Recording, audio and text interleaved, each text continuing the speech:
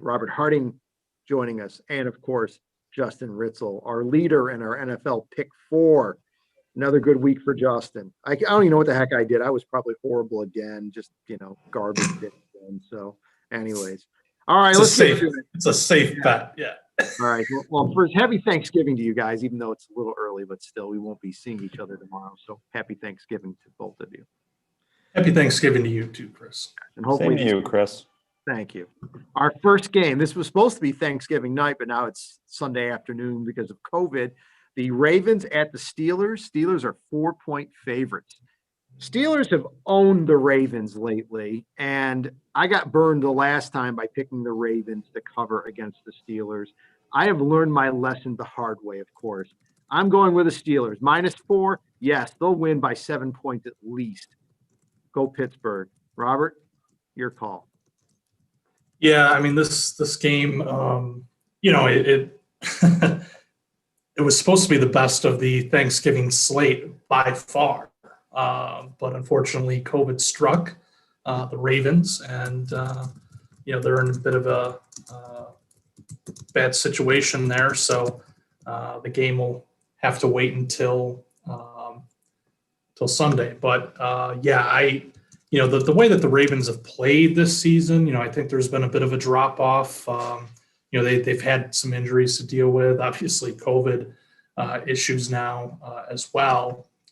But I just think the Steelers are a better team. The Ravens, I think at some point they need to get hungry here, because that playoff race in the AFC is no joke.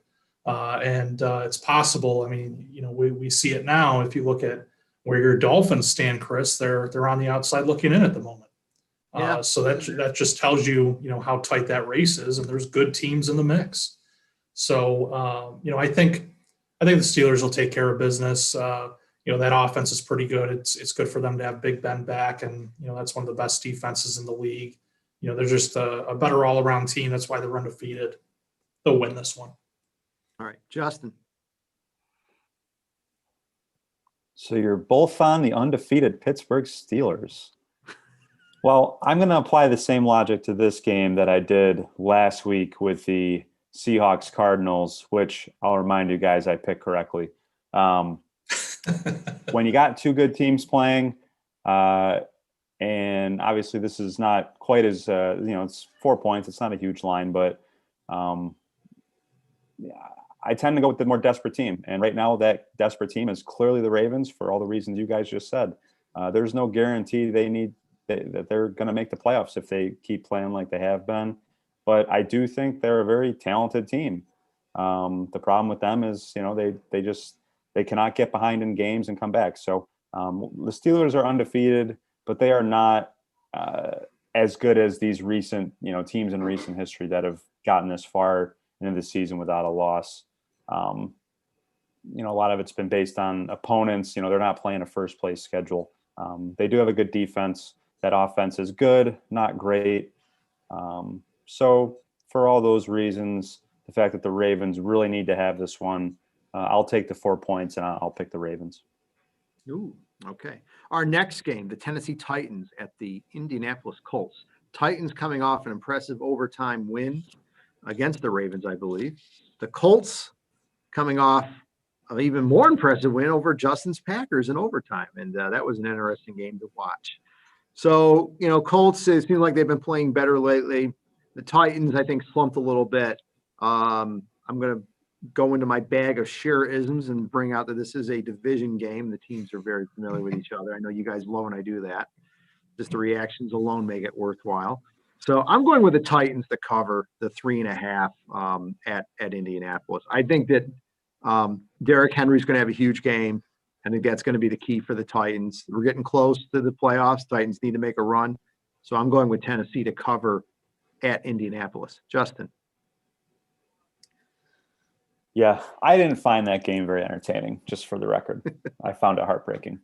As you guys know, I've been on the Colts bandwagon since before the season. I've mentioned this a couple times during our videos, but that team's calling card is they're supposed to be this lights out defense, and save for 2 drives in the third quarter on Sunday, The Packers offense moved the ball at will against that defense. The Titans don't have as good of an offense as the Packers, but they do have great players. They have A.J. Brown. They have Derrick Henry. Both of those guys are really tough tackles. There were big reasons why the Titans were able to win last week against the Ravens. Phil Rivers got banged up. He hurt his foot or his ankle on Sunday, and he was kind of gimping around. Not that he's exactly a mobile quarterback, but I think a win like that over the Colts, even though they're playing a division opponent this week, I think that they're going to come down a little bit from a pretty exciting win, and a win that they probably, I don't know, they probably didn't deserve it. I think they probably should have lost that game. They got some lucky breaks. They're probably feeling themselves a little bit beating the Packers. So I'll go with the Titans again. I'll take the underdog here. I'll take the 3.5 points. All right, Robert.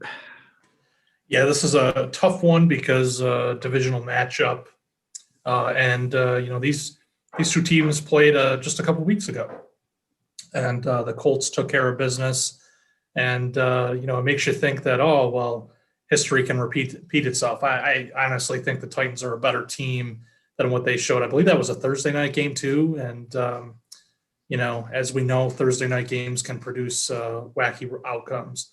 I think the Titans are a better team. I just think the Colts have, played better in different moments and taken advantage of some breaks. I do think they're a good team, but I think the Titans are a better one.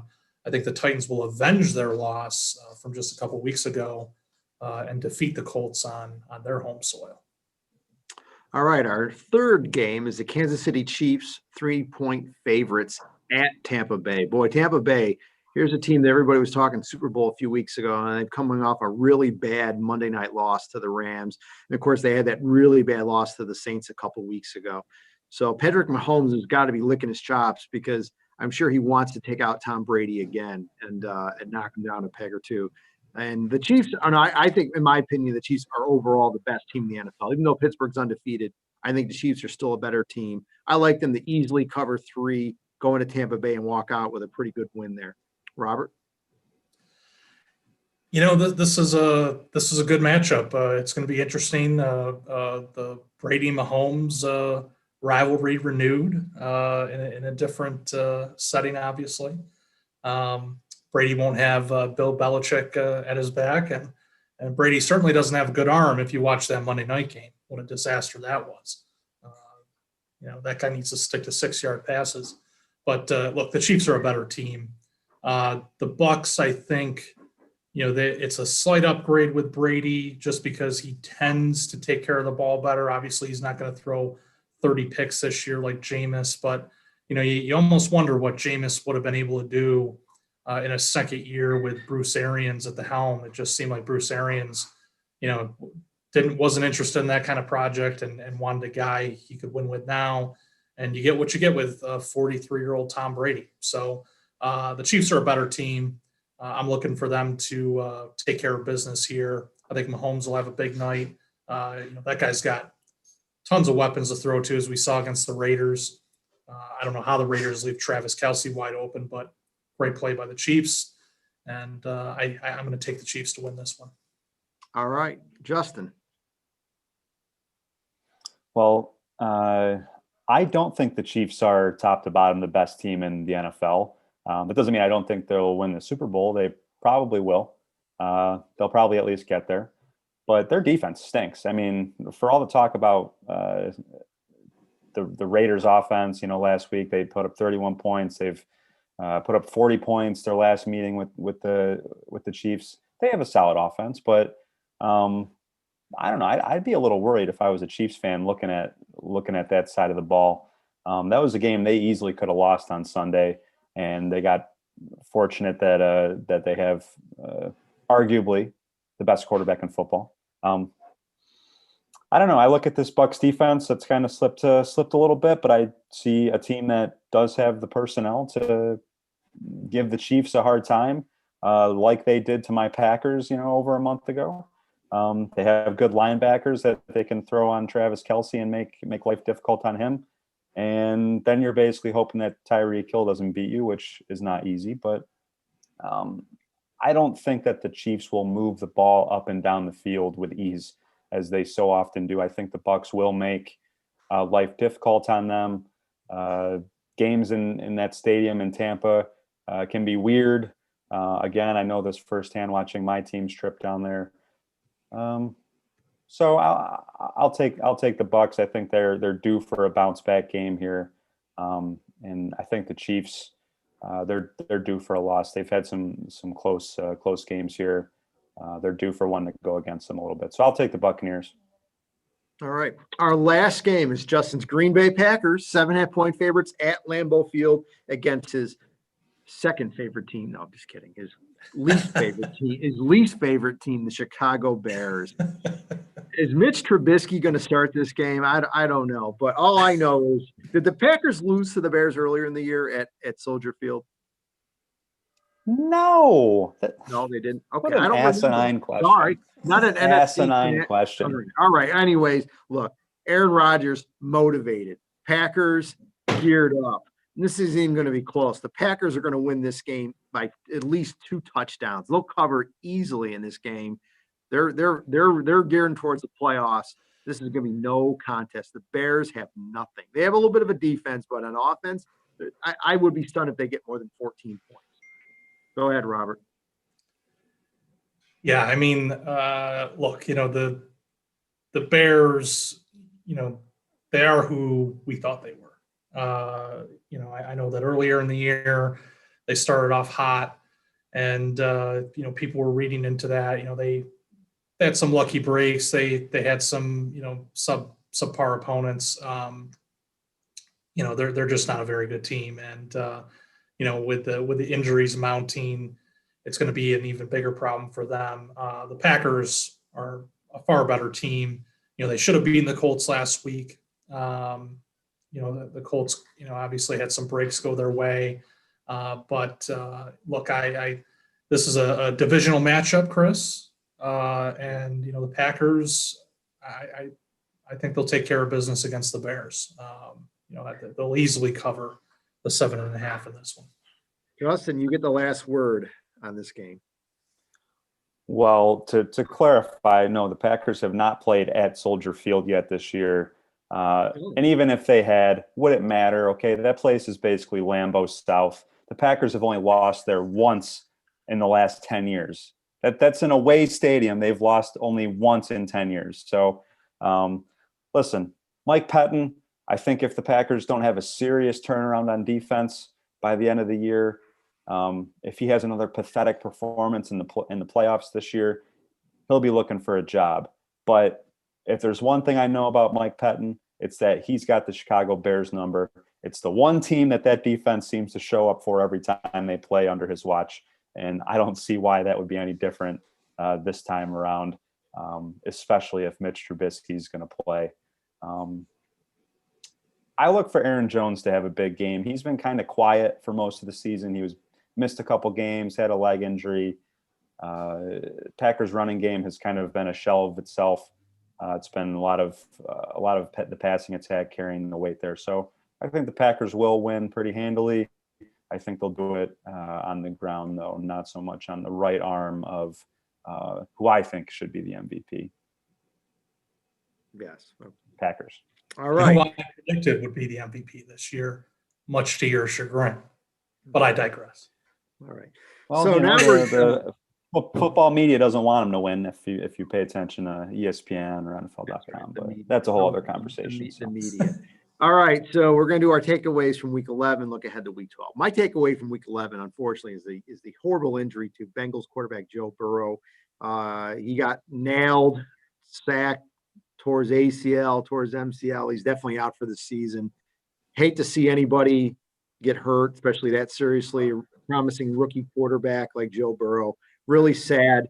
There was a lot of talk on Twitter afterward that the Bengals offensive line should have been better, or they shouldn't have been putting Burrow out at risk. I get it. But something, football, as we all know, guys, is a contact sport and injuries are going to happen. Okay.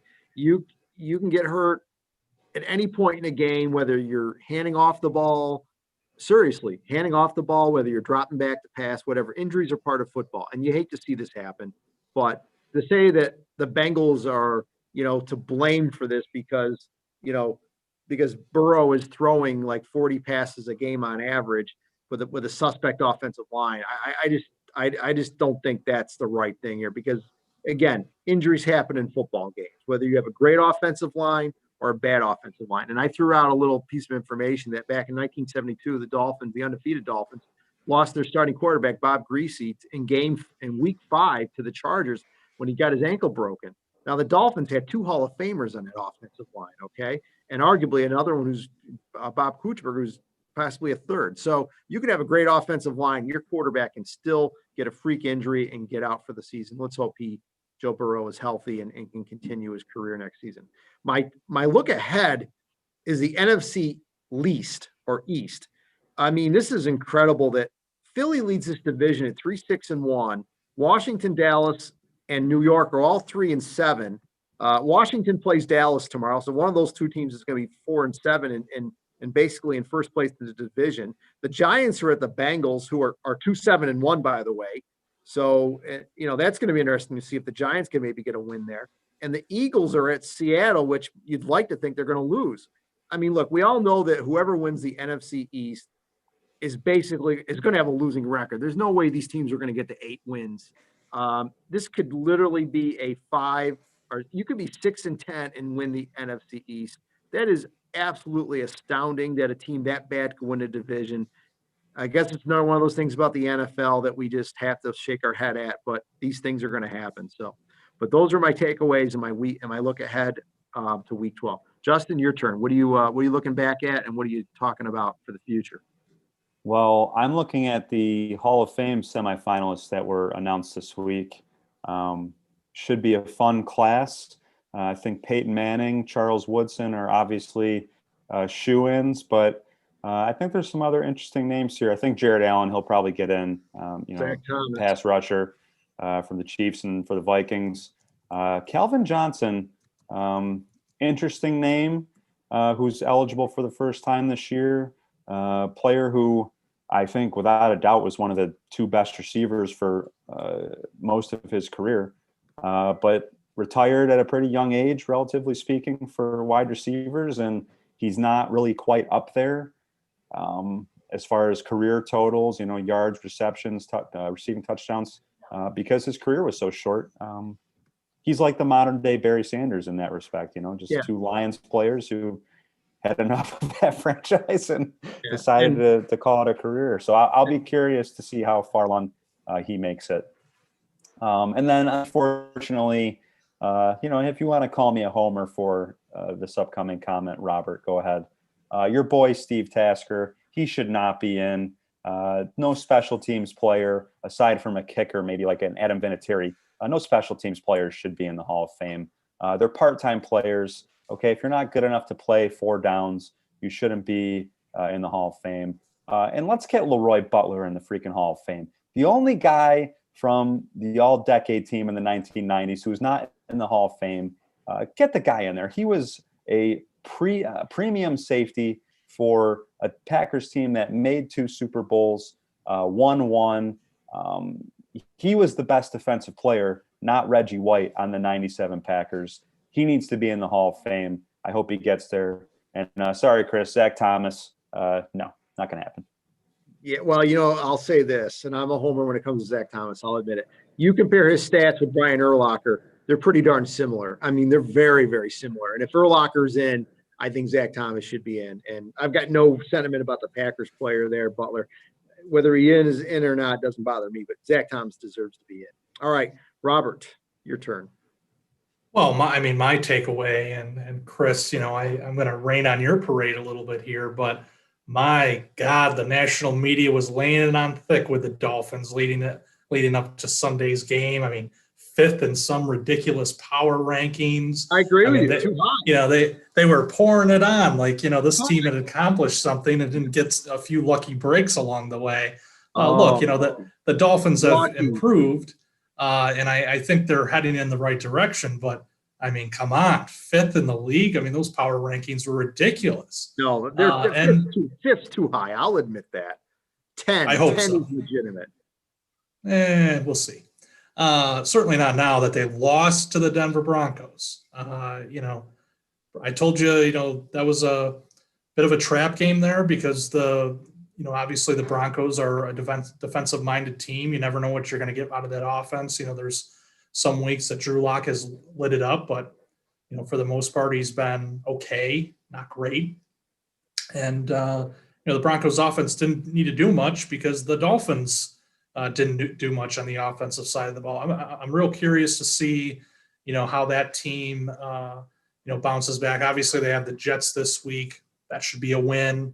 We'll see what happens after that. But, I would pump the brakes on any big plans for, the Week 17 Bowl 2 there, Shira. In terms of looking ahead to this week, I actually, like Justin, wanted to talk about the Hall of Fame. And, he took his little jab at Steve Tasker. I won't address the special teams players debate. We'll save that for another day. But, some jabroni goes on Twitter. He deleted it, locked his account, all this other stuff, saying that Peyton Manning wouldn't be a Hall of Fame quarterback or shouldn't be a Hall of Fame quarterback or whatever. Made some ridiculous argument. What the heck? And, the crazy thing about this is that, Tom Brady gets so much love, right? I mean, he won the Super Bowls, he's called the GOAT, all this other stuff. But when you look back at the 2000s, it was Peyton Manning, not Tom Brady, who put up big numbers in that decade and won a couple of MVP awards before Tom Brady even sniffed one.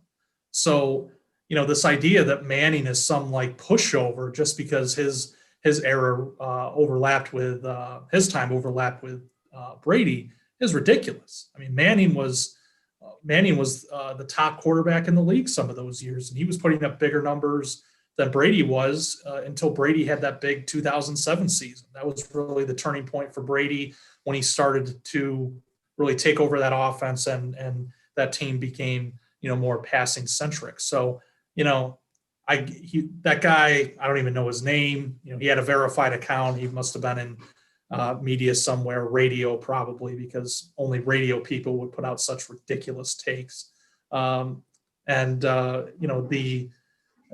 That argument was just so bad I had to address it on here. I was going to tweet something about it, but he deleted the tweet. So look, Peyton Manning, he was the best quarterback in the league for at least a portion of his career. Tom Brady really didn't come on until later. You could say in that 8th to 9th season, that's when Tom Brady really grew as a passer, grew as a quarterback. Yeah, he had a few Super Bowls under his belt, but as we know, the Patriots defense was prime. And then, you combine that with the early 2000s and the style of offenses that they were playing. Brady didn't need to do much as a passer. So, don't take away the much deserved credit that Peyton Manning deserves for that first part of his career. Yes, he started to tail off in the 2010s. He started dealing with the injuries. He did have that great season, obviously, in Denver, but let's not forget what he did in that decade when he was arguably the best quarterback in the league. All right. Our last topic, and this is obviously in theme with the holiday, it's what we're thankful for sports. So for me, well, I think it's pretty obvious. I'm thankful that the Miami Dolphins are a competitive football team again. After last season's dismantling and rebuilding that, I thought they were going to win 6 games all season. They've already won 6 games. Okay. To me, they're playing with house money. Yeah, I'd like to see them get in the playoffs somehow, but even if they don't, if they finish with 9 wins, I think that's an incredible season after last year's 5-11 record. So I'm thankful to Chris Greer, the general manager, Brian Flores, the head coach, Ryan Fitzpatrick, the quarterback who got us going, and of course Tua Tagovailoa, the current starting quarterback. I know I'm still learning how to pronounce his name. And that great defense. I'm very thankful for the Dolphins for being a competitive team this year. And quickly, the fact that we have games. With COVID and everything, as you know, we didn't have games from March until June and July when the NBA and the NHL, MLB started. So it's just nice to have sports again, and even in a weird way with the Masters in November and different sports being played at different times that they're not used to being. So I'm happy to have sports. Happy to have my Dolphins. Robert, what are you thankful for? Well, I'm thankful just to have sports, especially baseball and football over the last few months here. Last 4 months, really 5 months. You know, it was a rough go of things. Obviously, with the spring and everything, baseball was put on hold because of the pandemic, and we had to wait until July to get baseball going. Obviously, basketball and hockey also suspended play, and they came back during the summer months as well. So we got a heavy dose of sports over the summer, which is a bit unusual. Obviously, in normal times, baseball is the only game in town. The baseball or basketball and hockey end in June, and then obviously the NFL, they start up with training camps in the summer, but don't start playing games until September. So, for me, just to see sports come back, because we were, for a while there was a lot of uncertainty, especially with certain sports like baseball and football. How could you do that safely? And obviously, football is still facing a bunch of challenges, but it's just great to see sports being played again. I think it gives people, some level of entertainment. Obviously, concerts aren't really a thing that we can do now, at least like we would in normal times, and other forms of entertainment are kind of out of the question. But being able to watch a football game on Sunday, watch a baseball game during the week, back when the season was going on, obviously hockey and basketball in the mix too. We've got Syracuse basketball tipping off this week, so it'll be great. It's been great to see, to be able to watch sports again. It'll be great to see some of these other sports start up, like men's basketball. So that's what I'm thankful for. Obviously it's been a rough year for a lot of people. It's been a terrible year, whether they got sick or worse, had a family member that passed away or whatever. So, it's nice to have that relief in a sense that, sports is available to keep us entertained and to take our mind off things for at least a few hours at a time. Justin, what are you thankful for? Sports edition. Yeah, To piggyback on you guys, I'm thankful that for the last month and a half to 2 months, I was able to cover high school sports again. It was when March rolled around earlier this year, and I was getting ready to cover state tournaments for basketball and hockey, which is like my favorite time of year.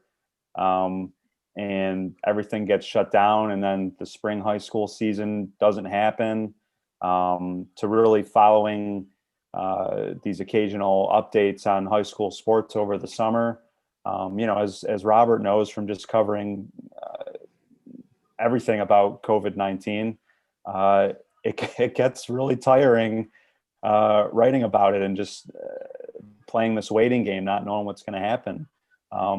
Seeing things get postponed and canceled and put off, and it's obviously not a great thing to be covering. We all want normal life, and I think that in October and November for high school sports, there was a sense of normalcy. I was, whether it be covering games, or I had a couple college signings over the last week at Auburn High School that I was able to go to and see some familiar faces. It was just a great feeling to be back out there and doing something that I enjoy, and recognizing the local athletes. Obviously, unfortunately, not all of the schools in our county or our coverage area decided to do fall sports this year. Understandably so. There's health concerns out there, and each school has a different situation, a different mindset, different protocols. Transportation issues, all that kind of stuff. So I don't fault any of the schools for not deciding to play. But I do want to commend all the people that worked really hard at the schools that did decide to play. It's not an easy undertaking. And I'm sure, just talking to athletic directors and coaches and parents, that everyone's really thankful that their kids were able to get in some semblance of sports this year, this fall, even if there wasn't sectional tournaments or state tournaments. So, we'll see what the coming months have in store. I'd be lying if I said I was, super optimistic the way things seem to be trending. That hockey and basketball and wrestling will be played this winter.